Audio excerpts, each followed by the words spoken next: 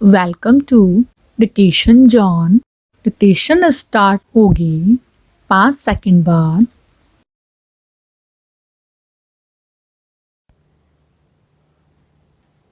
वह मुरझाया सा अपने आप को बकरी से बचाने का प्रयास कर रहा था। मेरी नज़र गई तो मैंने देखा, अरे ये वही है जिसका कल फोटो अखबार में देखा था। बड़े जोर शोर से उसका जन्मदिन मनाया गया था। मंत्री जी ने उसे अपने हाथों से लगाकर उसे पौधारोपण का फोटो खींचकर प्रसारित किया था। पर्यावरण दिवस पर वृक्षारोपण पैरा। फिर उन्होंने वृक्षों को बचाने के लिए लिखा हुआ ही मार्मिक भाषण दिया था। कल उस पौधे को अपने सम्मान पर बेहद गर्व हो रहा था। इतने लोग उसको सहेजने की बात कह रहे थे। उनमें से कुछ तो इतने चिंतित थे कि अगर मंत्री जी कुछ देर और बोलते तो शायद वह भावुक होकर रो पड़ते। उन्हें अपनी गाड़ियों को धूप से बचाने हेतु पेड़ नहीं मिल रहे थे। तब उन्होंने पेड़ लगाने की कसम खाई थी। ये अलग बात है कि उनमें से 4 लोग ऐसे थे जिन्हें जंगल काट कर खेती करने के आरोप में जेल हुई थी। पैरा। फोटो खींच कार्यक्रम के बाद जब लोग वहां से गए तो बहुत देर तक ये समझ नहीं आया कि कार्यक्रम था क्या, पौधारोपण का था या फोटो खींचने का। खैर, हर साल की परंपरा को निपटाने हेतु बनी समिति ने अखबार में चिंता से खबर लगवाई, क्योंकि उसे बजट भी पास कराना था। तो हम तो ऐसे ही हैं वार्षिक चिंता का एक दिवसीय अनुष्ठान करने वाले। जंगल काटकर पार्क में पौधे रोपकर जंगल की चिंता, नदी में कचरा फेंक कर उसे पूजने वाले लोग हैं हम। हमारे लिए कोई भी काम एक तमाशा होता है जो हम बड़ी ही शिद्दत से करते हैं। पैरा। पौधे ने फिर इधर से खुद को बकरी के मुंह से बचाया और पास में खड़े एक दूसरे पौधे से कहा, पता है मैं पिछले जन्म में भी एक पेड़ था। उस पौधे से कहा, तो क्या हुआ, मैं भी पेड़ था। अच्छा, तो तुम्हारी हत्या कैसे हुई? मैं तो सड़क के लिए काटा गया था। और दूसरे ने कहा, मैं हीरे की खदान के लिए। पौधे ने कहा, मेरे दादाजी बताते हैं कि हमारी बलिदानी परंपरा है, कभी हम कुर्सी के लिए तो कभी हम महलों के लिए काटे जाते रहे हैं। पैरा। एक पौधे ने कहा, एक बात और है, हम साल दर साल इसी पार्क में जमाए जाते हैं। अगर पिछले 2 साल के फोटो देख लो तो अब तक एक जंगल बन चुका होता। पर हमारी चिंता इसलिए नहीं कि हम वोटर नहीं हैं ना।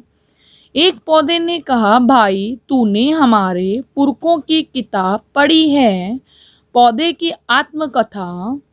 उसमें मनुष्य के व्यवहार के बारे में लिखा है। उन्होंने कहा है कि बरसों से किसी की मदद की है तो वह मनुष्य है, और सबसे ज्यादा धोखा दिया है तो वह भी मनुष्य ही है। मनुष्य ने जंगल को साफ कर खेत बनाए, घर बनाए, फिर जंगल की चिंता की। पैरा। आज हम शाश्वत ढोंगी हैं, हीरे के लिए, कोयले के लिए, सड़क के लिए जंगल साफ करते हैं, फिर एक पौधा लगाकर उसे पौधारोपण का नाम देते हैं। पौधा भी एक फूल का होता है। अगले वर्ष फिर यही दोहराते हैं। जगह नहीं होती है, मंत्री जी नए होते हैं, बजट नया होता है, बस रस्म अदायगी ही पुरानी होती है। एक महानगर के बड़े से घर में लगे 5-6 एयर कंडीशनर वालों ने कल उसी पार्क में एक छोटा सा पौधा रोपण कर ग्लोबल वार्मिंग पर चिंता की। पैरा। अब तक हमने आपकी असली शक्ल नहीं देखी है। पता नहीं आप दिखने में कैसे हैं। वैसे आप अलग अलग दलों और अलग अलग कुनबों में आती हैं, फिर भी आप में कोई विशेष अंतर नहीं दिखता। यह समस्या मैंने अपने वैयाकरणिक मित्र बुद्धिराम जी के सामने रखी। बुद्धिराम जी सबसे पहले शब्दों की उत्पत्ति या कोई परिभाषा बताते हैं। उन्होंने बताया कि हर प्रकार से भावविहीन होने के बावजूद सरकार भाववाचक संज्ञा होती है। जो चीजें भाववाचक होती हैं उन्हें न देख सकते हैं, न सुन सकते हैं और न छू सकते हैं, उन्हें केवल महसूस कर सकते हैं। वे एक दशा, स्थिति या अनुभूति होती हैं। हालांकि वे संज्ञा की श्रेणी में रखी जाती हैं, लेकिन वास्तव में वे चेतनाहीन या संज्ञाहीन होती हैं। एक मत के अनुसार आप समूहवाचक हैं। जो समूह में होता है उसके मजे हैं।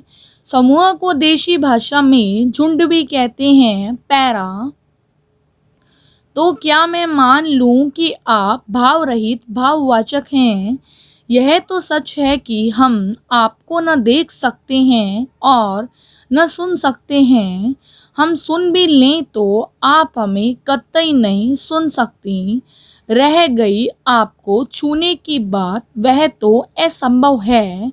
आज तक जिसने भी आपको छूने की कोशिश की वह छूने लायक नहीं रह गया। इसलिए हम आपको महसूस करने का प्रयास कर रहे हैं।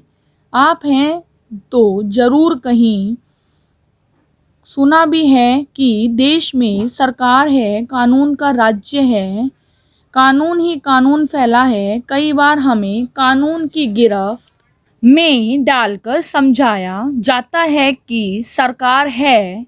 जब आपके किसी दफ्तर जाते हैं तो लगता है कि आप हैं। आपकी अदृश्य शक्ति कण कण में फैली है। तो चलिए हम महसूस कर लेते हैं कि आप यहाँ हैं। कोई स्तर न होने पर भी आपके कई स्तर हैं। केंद्र में अलग, प्रांत में अलग और पंचायत में अलग। पहले से गिरी होने के बावजूद आप कई बार गिर जाती हैं। फिर गिराने वाले लोग मिलकर गिरे हुए लोगों से नई सरकार बनाते हैं। आप तमाम विशिष्ट व्यक्तियों से मिलकर बनी होती हैं। फिर वे किसी व्यक्ति तक नहीं पहुंच पाती, लेकिन आप कहती हैं कि आप यानी सरकार जनता के द्वार। आप झूठ थोड़े ही बोलेंगी। आज तक किसी भी भाववाचक संज्ञा ने झूठ नहीं बोला है। आप हमारे बीच पहुंचती होंगी तो हम आपको देख नहीं पाते होंगे। जनता के वैसे भी कौन सी आंखें होती हैं, कान होते हैं, लेकिन कई बार कानों को कौवा लेकर भाग जाता है। फिर उसके बाद का सारा टाइम कौवे के पीछे भागते बीत जाता है। अब इस कोरोना काल को ही ले लीजिए। जो बीमार था उसके परिजन सांसों के पीछे भाग रहे थे। भागने से छुटकारा तभी मिल रहा था जब सांसें भागना बंद कर देती थीं। बाकी के लोग सोशल मीडिया वाले कौवे के पीछे अपना कान वापस लाने के लिए भाग रहे थे।